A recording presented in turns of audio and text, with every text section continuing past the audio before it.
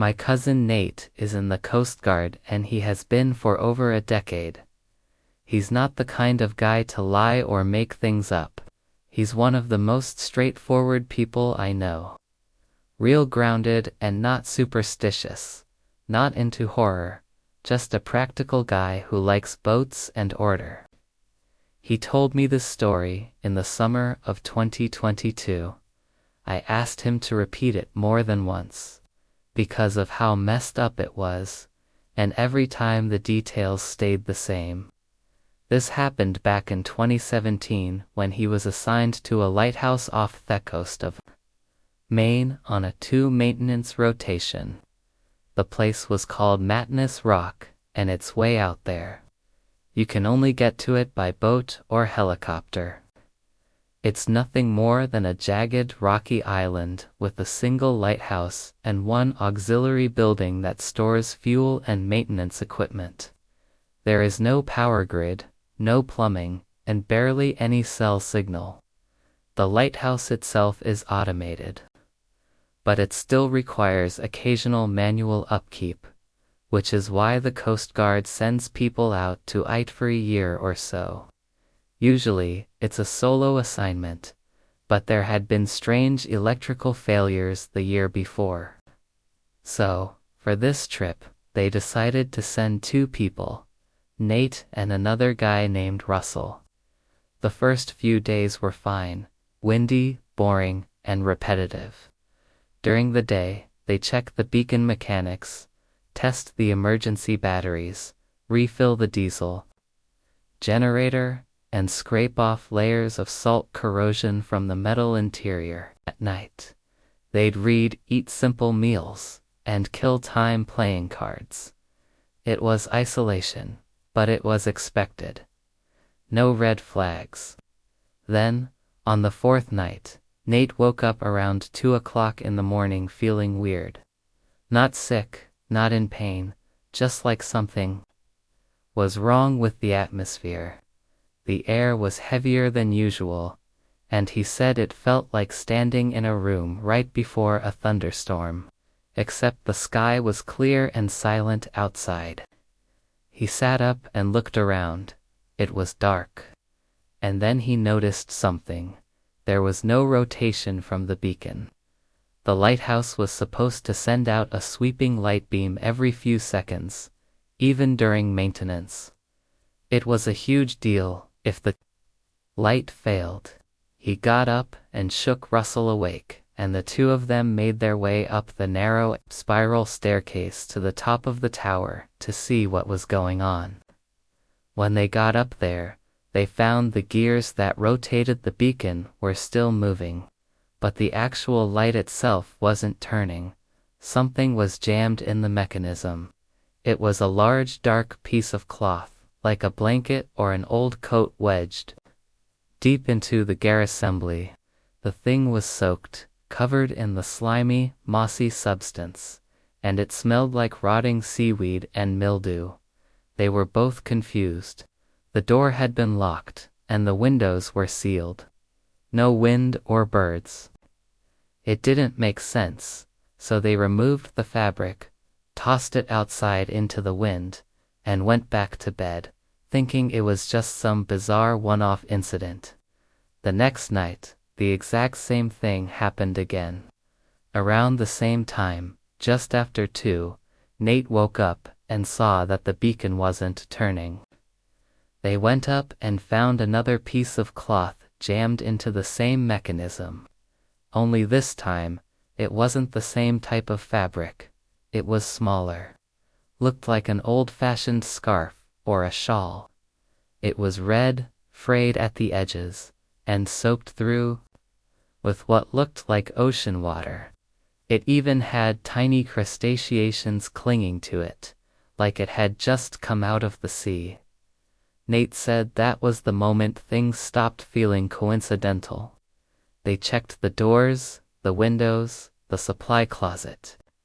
But everything was secure. Now they were starting to wonder if someone was messing with them, or worse, if something had gotten into the lighthouse and was deliberately trying to screw with the light. From that night on, they began blocking the stairwell with heavy crates. After doing the final check upstairs, they locked the beacon room and the bottom entrance religiously. But on the 7th night, something happened that Nate still refuses to try to explain. He said he was lying in bed, trying to fall asleep, when he heard Russell whispering from across the room. But he wasn't talking to Nate. He was murmuring to the corner of the room, saying strange disconnected things like someone was standing there. Nate leaned up and asked what he was saying, and Russell blinked slowly and looked confused. He told Nate he wasn't saying anything. But later that night, Nate woke again and found Russell sitting at the window, staring down at the rocks below. When he asked what he was doing, Russell said he thought he saw someone standing down there on Theryx the night before, barely visible in the edge of the beacon light. He said it looked like someone was watching them and then disappeared when the light rotated back. After that, things started spiraling. Russell got weirder every day. He stopped sleeping, stopped talking much, and just stared out the window. For hours, Nate asked him if he was okay, and Russell would just mutter about noises in the wall or about hearing voices from inside the stairwell. On the 9th night, they both heard footsteps on the stairs. Not the usual creaking from the wind, but real slow, deliberate footsteps, one after the other, coming down from the beacon room above. Nate looked over and saw Russell standing at the bottom of the stairs, frozen and staring up. He asked him if he'd gone up there, and Russell just looked at him and said no. Then he asked if Nate had. Neither of them had moved. They stood there, listening, but the footsteps stopped. The silence that followed was even worse. That night, they shoved a dresser in front of the bedroom door and slept with knives under their pillows. On the 11th night, they were woken up again by the beacon failing. This time, when they reached the top of the lighthouse, the beacon room door was wide open. Not just unlocked, not just cracked open, completely swung open like someone had kicked it in. The wind was howling through, and when they got inside, the beacon wasn't just stopped. It had been deliberately tampered with. The bulb was unscrewed and placed upright in the middle of the room. That thing is industrial grade. You can't just twist it off by hand without effort. Nate stared at it, terrified, while Russell just kept muttering that someone had done it. Then Nate felt something brush against his back. Something cold. He spun around, but no one was there. Russell had gone pale.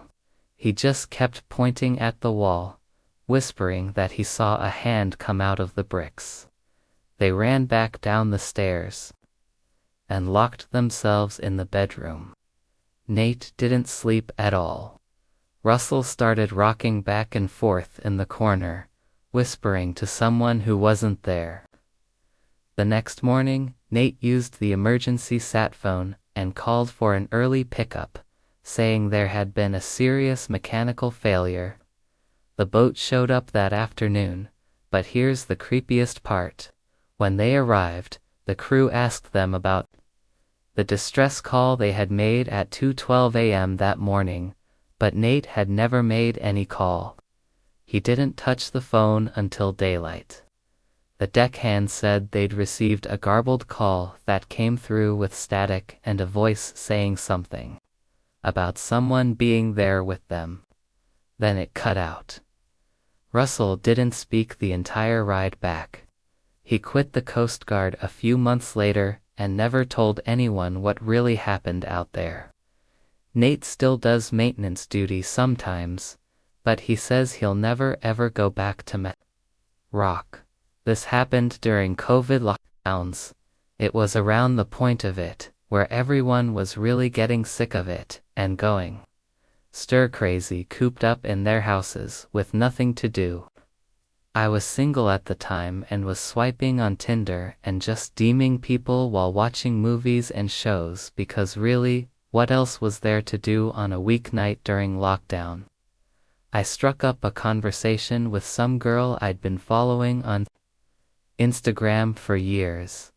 Her name was Sophia. She goes by Soph. We live in Suffolk County, Long Island, New York, about 20 minutes to half an hour from the Hamptons and like an hour from Montauk. We were bored one night and agreed to hang out.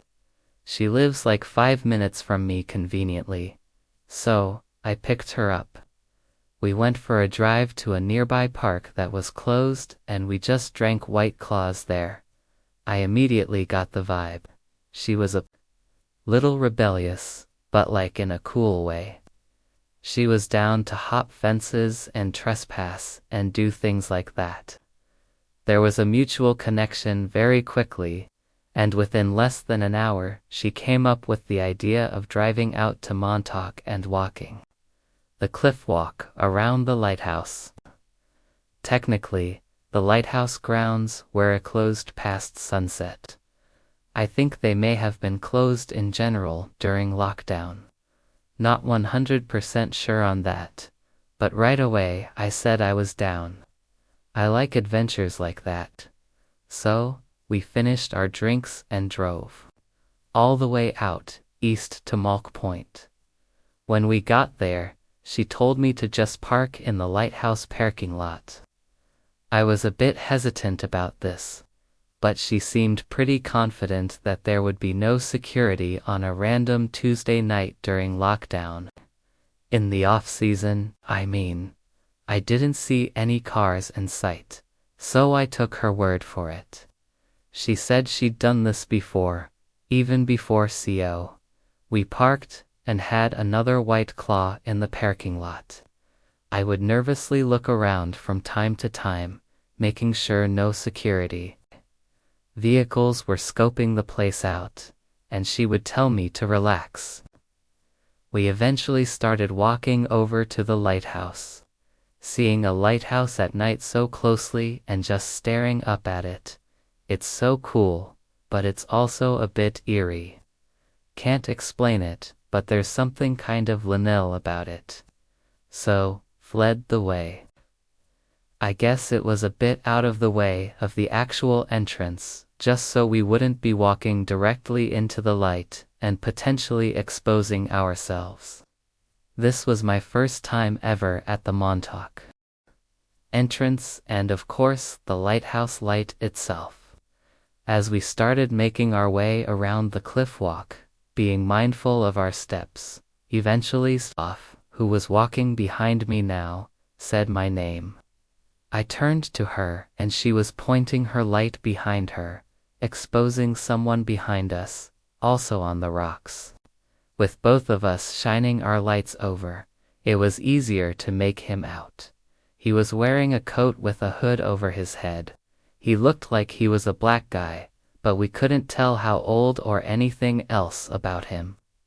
I called over asking if he worked here and he didn't answer, but he also wasn't moving either. I followed it up with, "We're going to leave, sorry." I was mostly nervous that it was a security worker or something and that we were going to get in trouble, but then the guy said something to us. He said, "Y'all want to buy some Coke?" Finding out that wasn't a security guard, but simply a random guy was not a relief at all. If anything, it was more nerve-wracking because why the hell was this creepy guy following us? Why was he even here? I said, "No man, we're good," and motioned for Soph to keep moving. I let her go in front of me, and we pressed forward. As we walked along, the guy started moving, too. He didn't follow up with anything like, "You sure?" He remained silent, but he seemed to move at the same pace as us. So far, I would glance back with our lights every so often, and he'd be the same distance away. It was the strangest, most uncomfortable thing. It made the rest of the experience tense as could be. We made it to the end of the cliff walk and hurried through the grass back to the car. That guy from before was still following, basically matching our speed. We heard him call something over to us. It sounded like, "Where are you going?" This guy was obviously looking for trouble. I didn't want to instigate anything, so I didn't respond, and I told Soph not to as well. We walked side by side quickly to the car, and that's when we noticed two more guys walking over from behind us as well.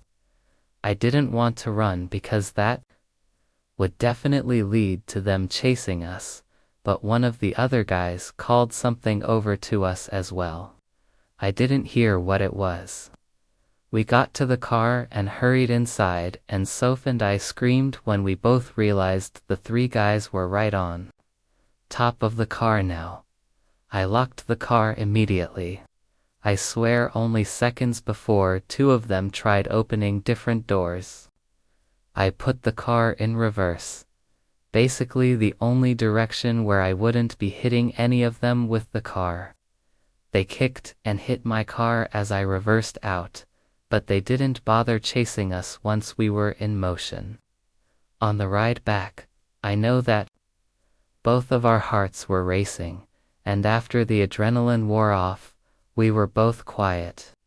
We called it a night after I dropped her off. We ended up hanging out many times after that, and we're still in touch today. But honestly, that night still unsettles me. It was too close for comfort to something bad happening. My friends think it was a gang. Crips, maybe. Whatever it was, I have no interest going back out there at night. Music. My name is Gregory. This was a story my old friend Ian has told me many times that happened to him many moons ago. I asked him to give me a detailed version in writing recently that he gave me permission to share online because I always found it so unsettling. Ian was one of those guys you only had to meet once to know he was the real deal. 50-some, solid build, weather road skin from decades working in salt air. He worked in marine salvage and coastal infrastructure. Basically, when something broke near the water, Ian was one of the people you'd call to go fix it. But he wasn't just a contractor. He'd been a diver, a ship technician, even spent time doing remote inspections for the government. The guy had seen just about everything. So, when he told me this story, I didn't doubt it. Not for a second. He said it happened back in 2013 when he got hired by a small county up in Washington State to do a structural inspection of an old decommissioned lighthouse. The county had inherited the property years earlier and didn't know what to do with it. Developers wanted to tear it down. Historians wanted to preserve it. And no one wanted to pay for it either. So Ian's job was simple. Go there alone, assess the place inside and out, and figure out whether it was even safe to restore. The lighthouse was on a remote rock island about an hour off the mainland.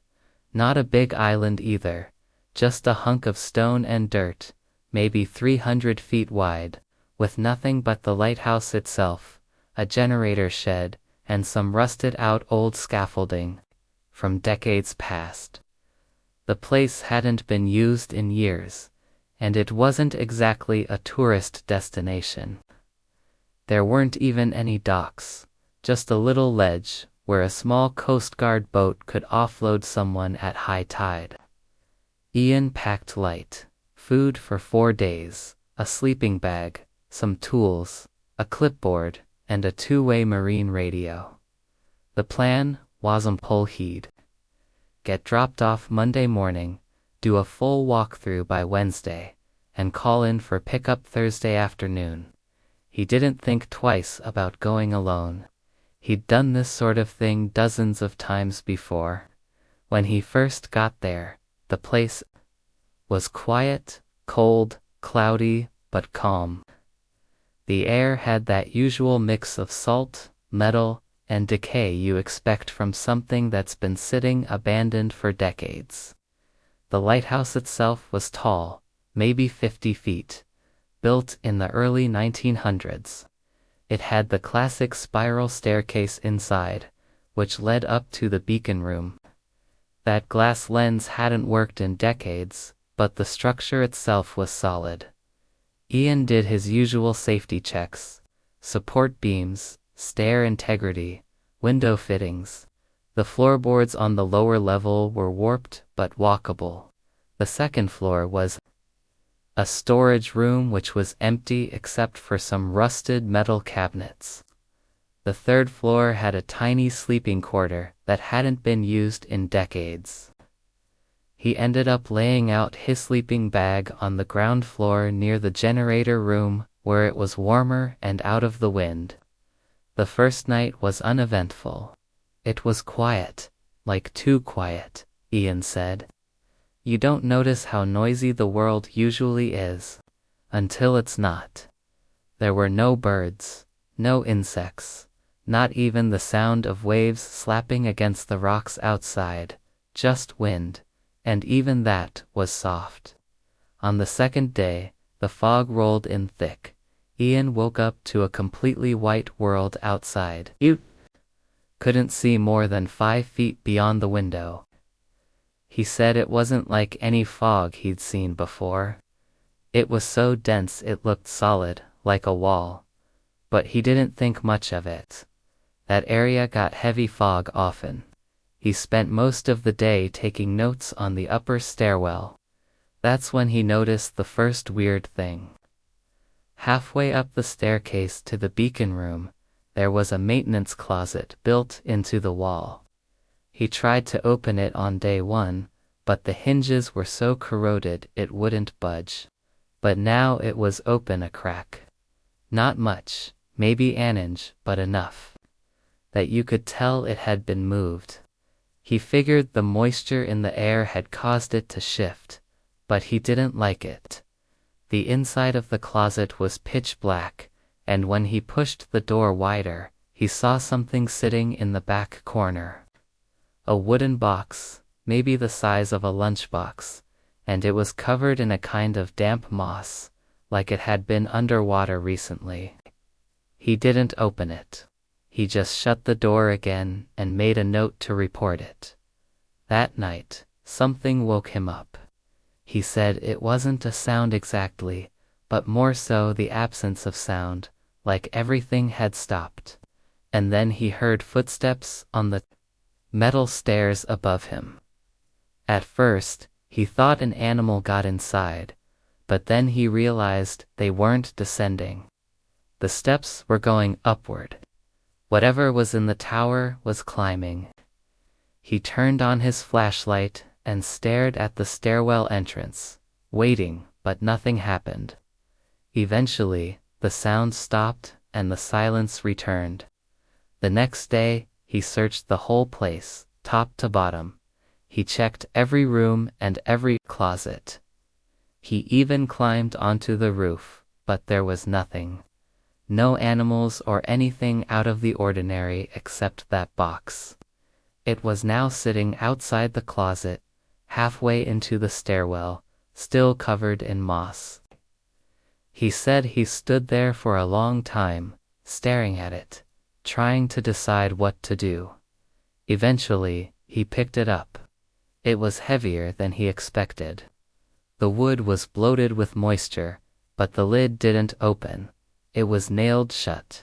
He didn't want to mess with it too much, so left it at the base of the stairs and went outside for air. That's when he noticed something else. There were footprints in the dirt around the lighthouse. Bare footprints, not boots or shoes, but bare wet feet, leading from the north side of the building toward the cliff edge and then stopping. The footprints didn't circle back. They were just 10 or 12 barefoot impressions in the mud that ended at a sheer drop into the sea. He said he stood there for a long time trying to rationalize it. Maybe someone had come ashore, but the only boat scheduled was his return ride, and that wasn't for another day. He considered using the radio to call for an early pickup, but the fog was so thick that by then they probably wouldn't even be able to navigate back.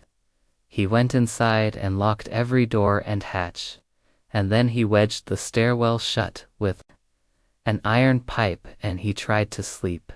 That night was worse. Around 1:30 a.m., he heard the door to the upper beacon room slam shut violently. The force shook dust loose from the ceiling. Then came the knocking. 3 slow knocks on the inside wall of the tower. Not the front door or window, but the wall itself. Like someone standing just inches behind the plaster, tapping their knuckles against the brick. Ian didn't move. He lay there frozen until the sound stopped. When the sun came up, he checked everything again. The box was gone and the closet door was full.